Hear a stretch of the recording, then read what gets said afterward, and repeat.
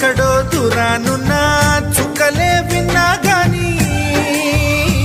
కదిలించలేదా కాస్త కూడా నీ మనసుని పరదాలు దాటి ఒక్కసారి పలకరించవేమి అందరినీ ఇలా వెంటపడి అడగాల సరదాగా నువ్వే ఎదురైతే సరిపోదా నిద్రపోతున్న రాత్రి నడిగా గుడికి చేరిన గువ్వల నడిగా